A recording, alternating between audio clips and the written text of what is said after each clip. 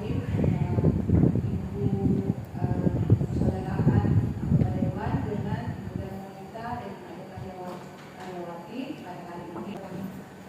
Mohon maaf, saya cara karena sudah melebihi 1 jam dari jam waktu kanker Indonesia wilayah Parepare, dan kita bagi ibu-ibu pasangan 1 bulan lagi dan baru masuk. Untuk mempersiapkan waktu, saya serahkan ini kepada adik kita dengarkan bersama. Kita akan bertanya pemicunya apa, pencegahannya apa, penyakit dari kanker darah itu nanti kita bisa jelaskan. Kemudian tidak ada yang dapat seperti itu, supaya kita sehat semua. Insyaallah. Mungkin itu bisa saya sampaikan. Terima kasih banyak kedua saudara Bapak dan Bapak. Kita serahkan kepada Sebelum saya lanjut ke adik Sera, jadi mohon untuk diperhatikan, disimak. Nanti kita ada sesi tanya jawab. Saya rasa ini bagus ditanyakan nanti apa kira-kira kanker, bahaya kanker itu bagaimana, pencegahannya bagaimana. Jadi nanti kita buka sesi tanya jawab. Terima kasih.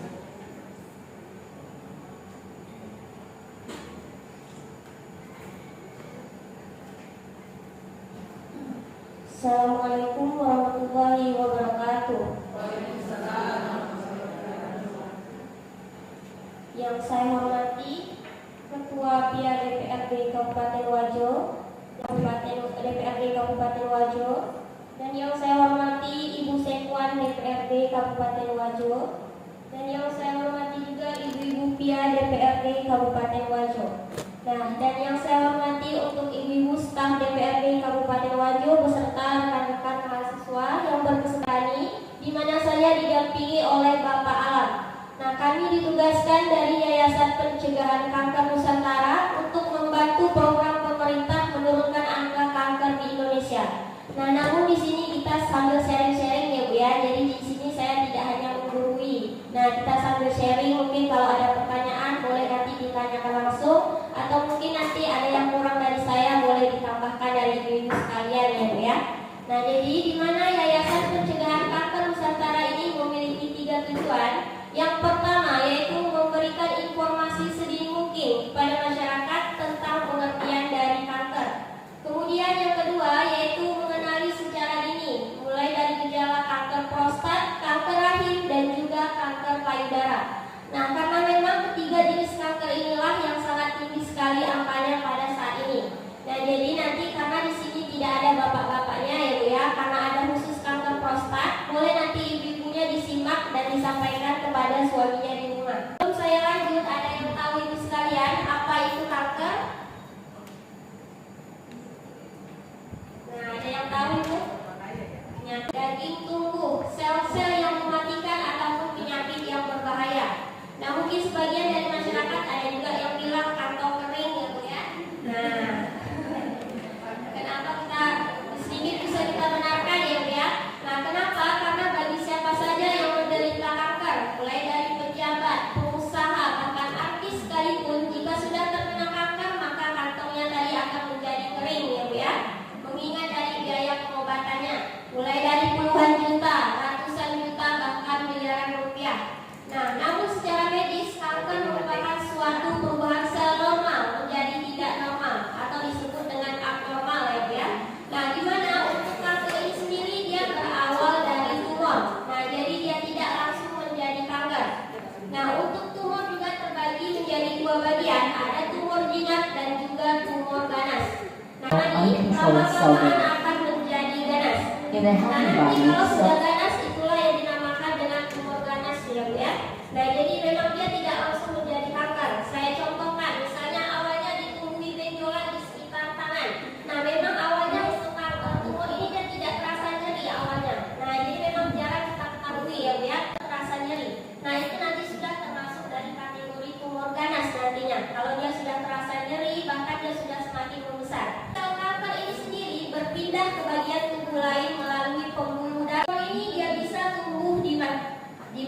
saja ya Bu ya. Tumbuh di bahu. Nah, tumor juga bisa tumbuh di tempat yang berbahaya. Contohnya ini di mata ya Bu ya. Nah, seperti ini. Ini limfoma yang akan diangkat dan ini limfoma yang berhasil diangkat. Nah, jadi kita lihat di sininya ya Bu ya. Di daging tersebut kan ada seperti koin. Nah, jadi kita nampak perbedaan daging tersebut dengan koin memang beda sekali ukurannya, lebih besar ya Bu ya, di mana daging tubuh tersebut. Nah, kemudian kita masuk ke faktor pemicu dari kanker. Nah, untuk ibu sekalian, ada yang tahu faktor apa saja yang memicu sel kanker aktif di dalam tubuh? Makanan ya Bu ya. Nah, ada lagi ibu? Nah, pola hidup, mungkin ada makanan dari bakso atau yang lain. Bukan ke generasi berikutnya. Nah, bisa saja nanti terkena pada anaknya atau cucu. Kemudian yaitu kimia atau fisika. Di mana kimia yaitu fisika. Di mana fisika ini berasal dari radiasi gelombang elektromagnetik yang ada di sekitar kita. Nah, biasanya menelpon lebih dari 30 menit telinganya terasa panas.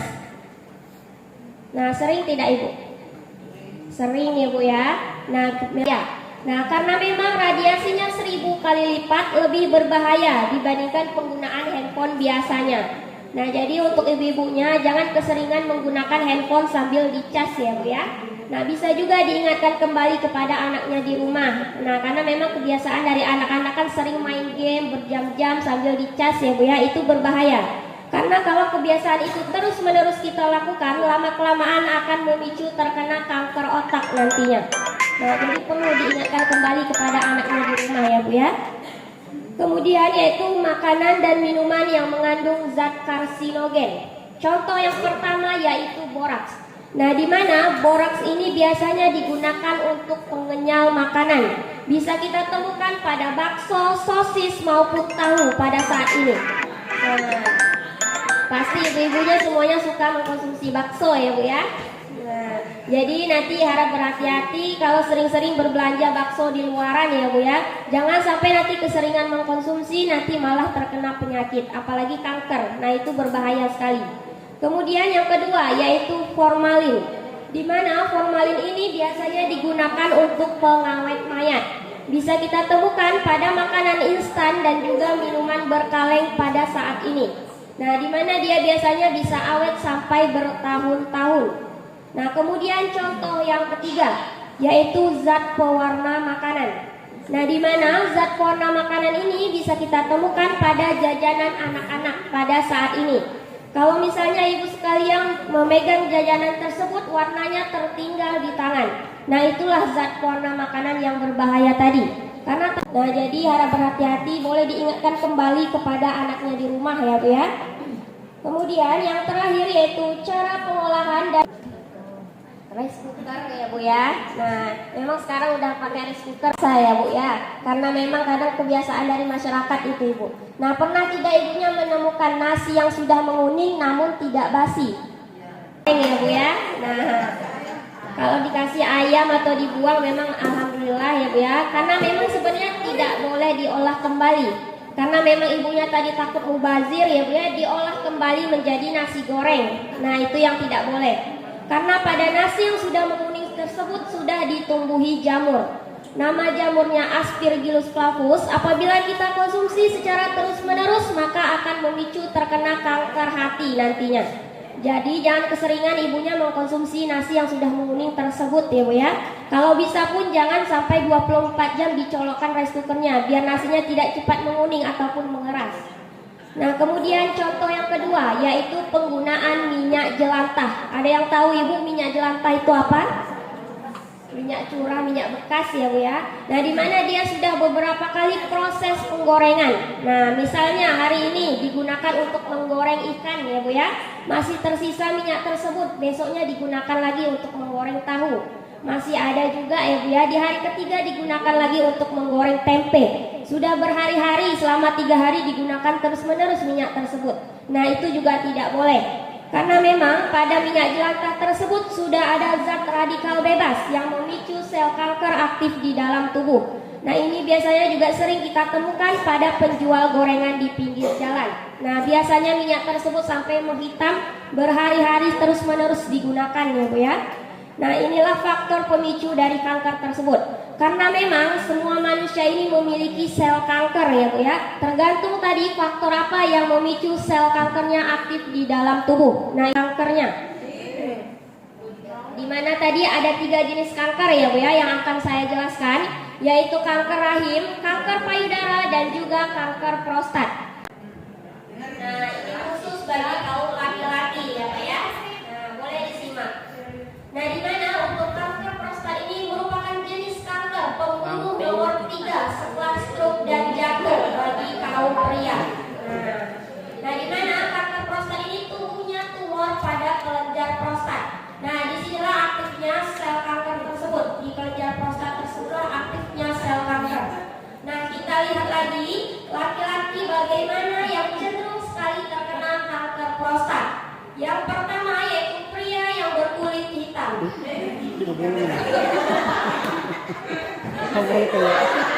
Lagu tema kayak Nah, untuk ibu-ibunya jangan juga nanti pulang ke rumah dicek lagi kulit suaminya ya, jangan. Nah, yang dimaksud pria yang berkulit hitam ini sebenarnya bukan orang Indonesia ya, yaitu orang luar negeri, orang negro. Karena mereka sudah ada gennya di sana, jadi cepat terkena kanker. Nah, namun tidak menutup kemungkinan juga bagi pria Indonesia yang berkulit hitam maupun berkulit putih juga bisa terkena kanker prostat. Tergantung tadi faktor apa yang memicu sel kankernya aktif. Nah, karena memang sudah ada kita temukan, yaitu contohnya Bapak SBY pada saat ini menderita kanker prostat. Nah, itu contoh salah satu di Indonesia ya. Nah, kita lihat lagi profesi yang berpotensi seperti supir, petani, orang yang suka melakukan beban berat, dan orang yang bekerjanya banyak duduk. Nah, di mana orang yang bekerja banyak duduk ini bisa kita temukan pada tenaga kerja kantoran, penjahit laki-laki maupun supir tadi. Nah, di mana pada saat bekerja duduknya lebih dari 6 jam ya. Nah, jadi kalau ada suaminya ataupun mungkin bapaknya yang bekerjanya duduk lebih dari 6 jam, harap banyak mengkonsumsi air putih dan juga olahraga secara teratur.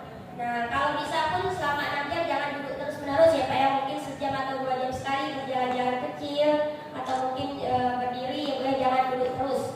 Kemudian yaitu pria yang suka mengkonsumsi minuman beralkohol, dan yang terakhir hubungan intim suami istri yang sangat jarang, di mana suami yang terlalu sering menahan hasrat. Nah, ini juga menjadi poin penting ya. Nah, jangan sampai nanti karena kita lihat datanya ya. Setiap 2 menit di dunia 1 wanita meninggal karena terkena kanker serviks, dan setiap 1 jam di Indonesia 1 wanita meninggal karena terkena kanker serviks. Nah, di mana pertumbuhan dari kanker serviks pada saat ini pesat sekali ya. Nah, kita lihat lagi di mana ini adalah gambaran rahim wanita yang normal. Ada 3 titik yang rentan sekali terkena kanker. Yang pertama di leher rahim atau serviks, yang kedua di endometrium atau badan rahim. 3 titik inilah yang rentan sekali terkena kanker nantinya. Kita lihat wanita yang berisiko tinggi terkena kanker di leher rahim itu yang seperti apa? Yang pertama, wanita yang sering bergonta-ganti pasangan. Yang kedua, wanita yang melakukan seks bebas atau seks di bawah usia 16 tahun ataupun menikah dini. Dan yang terakhir, wanita yang tidak pernah menjaga kebersihan alat kelaminnya ataupun jorok. Nah, untuk ibu-ibunya, untuk ketiga poin ini kira-kira aman tidak Ibu? Aman ya. Nah, namun di poin ketiga saya sedikit ragu, saya berikan contoh ya. Namun dia berbeda bentuknya saja. Miom adalah daging tumbuh dan kista adalah gelembung berupa cairan darah dan nanah. Nah, itulah perbedaannya. Nah, setelah ini akan saya tampilkan gambar ya, namun sedikit sensitif, namun ini yang terkena penyakitnya saja. Nah, kita lihat, ini adalah gambaran rahim wanita yang sudah diangkat. Nah, di mana rahimnya sudah bernanah-nanah ya, ini yang sudah terkena kista. Nah, kita lihat lagi, ini yang sudah berdarah-darah, ini yang sudah berjamur, dan kita lihat ini contoh wanita yang jorok tadi, yang malas mengganti pakaian dalamnya. Nah, di mana awalnya ditumbuhi jerawat kecil ataupun polip ya Bu ya di sekitar kemaluannya. Nah, biasanya kan polip ini kan tumbuh di hidung. Nah, namun khusus wanita yang jorok tadi dia tumbuh di sekitar kemaluannya, dinamakan polip juga ya. Nah, dia kecil seperti jerawat, biasanya digargal, ya, maka dia akan melebar seperti di samping tersebut. Nah, kalau dibiarkan atau tidak segera ditangani, lama-kelamaan dia akan habis sampai ke dalam-dalam seperti ini. Nah, jadi ya berhati-hati ya Bu ya. Jadi saya menghimbau kepada ibu sekalian, kalau ditumbuhi jerawat kecil ataupun polip tadi di sekitar kemaluan yang sembuhnya tidak lebih dari mungkin lebih dari 1 bulan belum sembuh ya Bu ya, harap lakukan pemeriksaan ke rumah sakit karena ini. Nah, di mana alat tersebut dimasukkan ke dalam rahim maka akan keluar hasil yang lebih akurat. Yang sebelah ini adalah yang normal dan yang ini yang sudah terkena kanker, di mana sel kankernya sudah menyebar ya. Nah, namun untuk pap smear hanya boleh dilakukan untuk ibu-ibu yang sudah menikah ya. Kalau laki juga bisa terkena kanker payudara. Nah, namun memang yang lebih rentan tadi adalah wanita ya. Nah, kita lihat wanita seperti apa yang risiko terkena kanker payudara. Menyusui. Yang kedua, wanita yang mau menyusui hanya dengan sebelah payudaranya saja. Dan yang terakhir, obesitas atau kegemukan. Nah, untuk di poin kedua ini, wanita yang mau menyusui hanya dengan sebelah payudaranya saja, pernah tidak ibunya mendengar kata orang terdahulu, payudara sebelah kiri untuk minuman dan sebelah kanan untuk makanan. Nah, sebagian ada ya Bu ya. Nah, jadi di sini kami ingin meluruskan bahwa itu tidak benar. Nah, itu mitos ya Bu ya. Jadi harap diselang-selingkan antara kiri maupun kanan tadi. Jangan sampai tersebut. Nah, seperti itu. Kemudian kita kenali gejala ini dari kanker payudara. Nah, untuk gejala ini antara laki-laki dan perempuan sama saja gejalanya ya. Yang pertama adanya benjolan di bagian payudara. Dan yang terakhir rasa gatal yang amat sangat di bagian kulit luar maupun dalam payudara. Nah, inilah ketiga gejalanya. Jadi kalau Bapak dan Ibu sudah ada gejalanya, harap lakukan pemeriksaan ke rumah sakit. Nah, yang sering sekali kecolongan bagi masyarakat kita adalah yang seperti ini. Nah, di mana payudara itu tersebut tidak terasa nyeri saat di rumah sakit. Nah, karena adanya alat seperti ini. Nah, di mana payudaranya dimasukkan ke dalam alat tersebut, nama alatnya mammotes, maka akan keluar hasil yang akurat. Nah, yang di sebelah ini yang normal, ini yang awalnya ditumbuhi benjolan, ya, ataupun tumor di sekitar payudaranya. Nah, ini yang sudah terkena kanker. Nah, di mana inilah penyebaran dari sel kanker payudara. Nah, ini juga yang kami laksanakan di sekolah-sekolah. Nah, ini juga di puskesmas, ini juga di Poliklan TNI Kota Tangerang. Nah, ini juga yang kami laksanakan ada di Jambi. Nah, ini juga kemarin yang di Kepulauan Riau di kedinasan. Nah, ini di sekolah-sekolah di Kepulauan Riau. Nah, ini juga di puskesmas di Kepulauan Riau. Nah, Kota Batam kemarin. Nah, ini juga kemarin di Kota Parepare ya Bu ya, di bulan 11 waktu pertama kami sampai, dan gatal-gatal yang ada di keladi tikus tadi. Jadi wajib direndam dengan air kunyit 24 jam ya Bu ya. Kalau sudah 24 jam kemudian Ibu angkat, Ibu jemur kembali di suhu ruangan atau diangin-anginkan saja. Tetap ya Bu ya, tidak boleh di matahari langsung karena dewasa direbus dengan 3 gelas air. Jadi wajib jadi 3 gelas juga ya Bu ya. Jadi nanti 1 gelas untuk anak, 1 gelas untuk suami ataupun istri, dan 1 gelas kita konsumsi. Dikonsumsi 1 hari 1 gelas berturut-turut, cukup 6 bulan saja. Nah, jadi dia 6 bulan saja ya Bu ya. Kalau tadi 1 tahun, ini 6 bulan. Nah, jadi dia lebih cepat ya Bu ya, walaupun memang masih agak lama. Nah, itulah untuk cara pengolahannya. Kira-kira pernah tidak Ibu menemukan keladi tikusnya di sini? Jarang ya Bu ya. Kalau ini mungkin tumbuhannya yang agak sulit kita temukan. Nah, kalau ini juga belum menjadi solusi, kita masuk tumbuhan yang terakhir. Nah, ada yang tahu Ibu ini tumbuhan apa?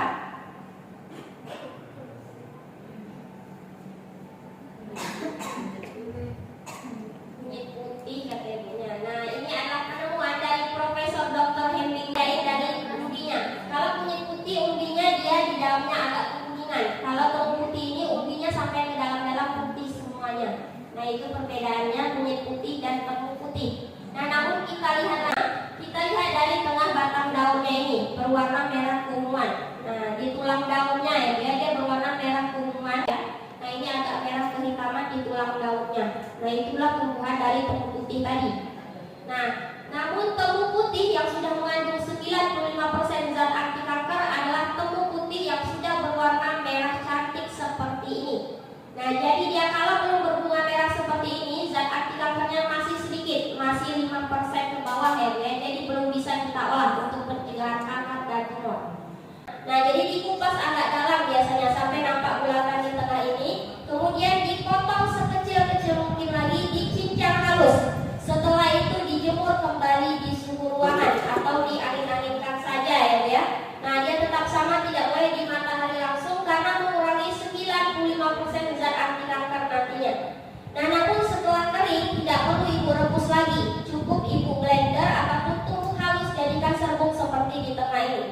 Nah, jadi dia cukup dijadikan serbuk. Nanti kalau sudah jadi serbuk bisa disimpan di dalam toples dan ditutup rapat. Nah, jadi bisa untuk jangka panjang untuk sekali pengolahan ya. Nah, jadi nanti untuk mengkonsumsinya sama seperti mengkonsumsi teh maupun kopi. Namun tidak boleh dicampur gula, madu, susu atau yang lainnya. Jadi wajib dari serbuk turun putih ini saja. Biasanya memang agak pahit ini. Nah, nanti ibu ambil 1 sendok teh diseduh dengan 1 gelas air hangat atau setara dengan 250 ml air. Nah, jadi nanti dikonsumsi 1 hari 1 gelas berturut-turut cukup 3 bulan saja. Awalnya dia merasa malu untuk bercerita tentang kondisi pribadinya karena menurutnya sangat privasi kalau payudara, bahkan suaminya pun tidak tahu. Jadi dia sembunyikan terus menerus sampai bertahun-tahun. Awalnya rasa sakitnya masih bisa ditahan, jadi dia kan payudaranya biar tidak ketahuan kalau bengkak. Terus semakin bengkak dan membusuk, akhirnya menjadi benjolan besar. Dia tidak bisa tahan lagi. Akhirnya dia bilang,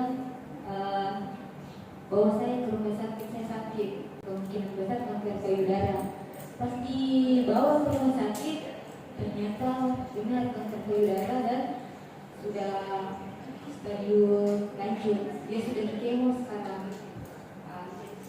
Kondisinya kurus, tapi alhamdulillah semakin membaik karena sudah menjalani kemoterapi, ada perubahan bagus begitu.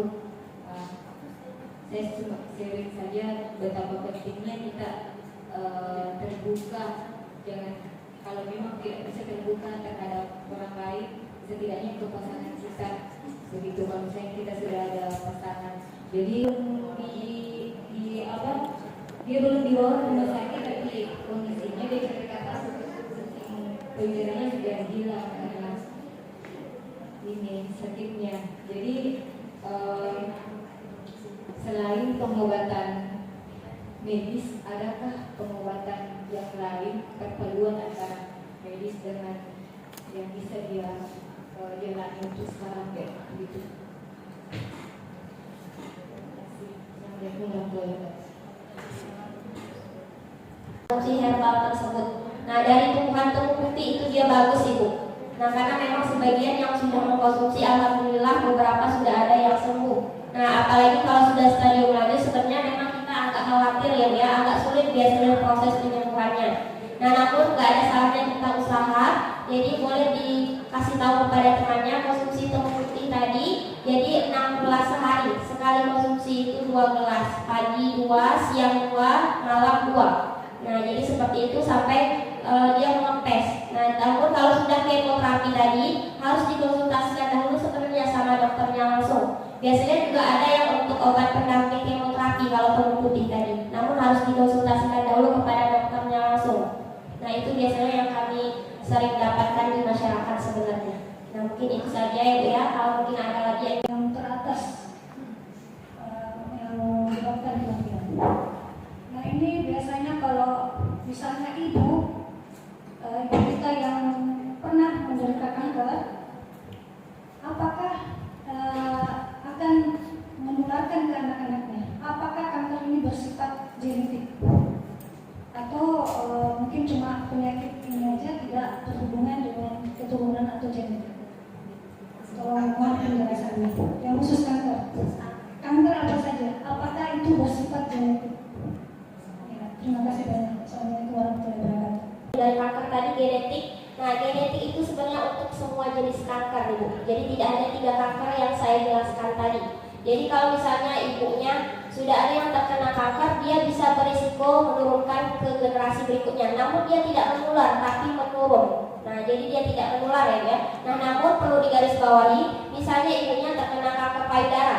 Nah, nanti dia mungkin bisa menurun ke generasi berikutnya, namun tidak mungkin juga kanker payudara, mungkin bisa terkena kanker lainnya. Nah, jadi dia kanker apa saja yang tetap menurun kalau sudah ada yang pernah terkena dari golongan atasnya, misalnya ibunya. Namun belum menutup kemungkinan juga mungkin terkena pada anaknya, mungkin juga bisa terkena pada cucunya atau cicitnya nanti. Nah, jadi dia lebih ke menurun, jadi dia tidak menular ya. Dan kalau menurun pun memang dia tidak hanya satu kanker itu saja yang akan menurun, bisa saja nanti terkena kanker lainnya. Jadi kalau kita sudah ada genetik atau keturunan tadi, memang wajib lakukan pencegahan ya biar sedini mungkin. Ada lagi yang mau ditanyakan? Masih mau ya? Oh ya, silakan.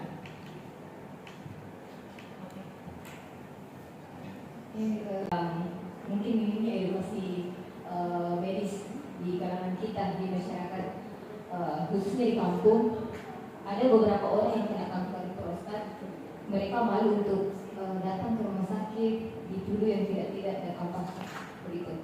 Nah, pertanyaan saya, apakah misalnya kanker prostat itu untuk laki-laki, misalnya ini sudah tahap ganas ya, ada kemungkinan dia misalnya dari tumor kemudian kanker prostat dan bersifat ganas dan bisa ke AIDS atau itu beda genetik gitu.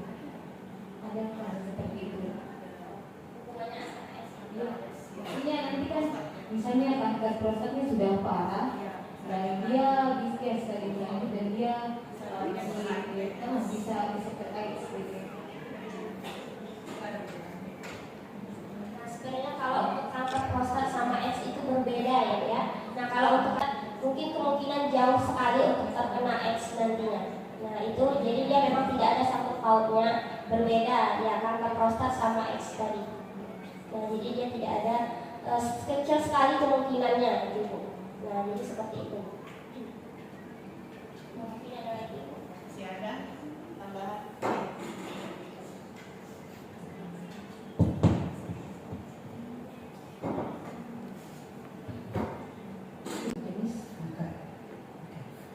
Kemudian apakah betul? Karena saya pernah baca ya, salah satu penyebab prostat itu karena biasanya laki-laki itu tidak apa namanya ya, pada saat mau sekali tapi tidak tersalurkan. Ya, apakah memang benar itu salah satu penyebab prostat? Sekian.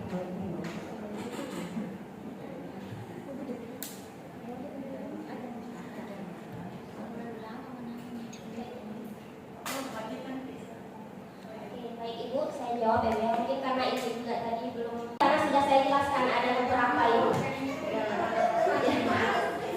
Jadi jangan sampai nanti kalau bapaknya lagi mau Ibu ya, boleh diberikan saja. Nah, namun perlu digarisbawahi lagi, jangan Ibu memberi pada saat nyeri haid ataupun datang bulan. Nah, di luar itu saja. Jadi jangan sering bapaknya menahan hasrat tadi, karena itu juga memang pemicu dari kanker prostat tersebut. Karena memang semakin berusianya laki-laki dan hasratnya semakin meningkat ya Bu ya. Berbeda dengan perempuan tadi. Nah, semakin berusianya perempuan hasratnya semakin menurun. Makanya tadi harus ada kerjasama antara suami dan istri. Dan dari sebagian dari ibu-ibunya tadi karena faktor umur juga. Nah, biasanya jadi kalau boleh bapak dan ibunya mengkonsumsi, nah mungkin mana tahu dari konsumsi telur putih tersebut kayak di bapaknya mungkin seperti itu. Jangan sampai nanti bapaknya terlalu sering. Nah, mungkin jangan juga keseringan ya Bu ya. Nah, seperti itu. Nah, seperti itu. Karena dia herbal ya Bu ya, jadi aman dikonsumsi, tidak ada efek samping. Nah, mungkin itu saja Ibu. Masih ada pertanyaan? Pencegahannya mulai dari luar tadi. Dari luar mungkin beberapa ada yang tidak bisa kita hindari ya Bu ya, apalagi pengawet. Kemudian dari dalam, yang pertama tadi ada suntik imunisasi.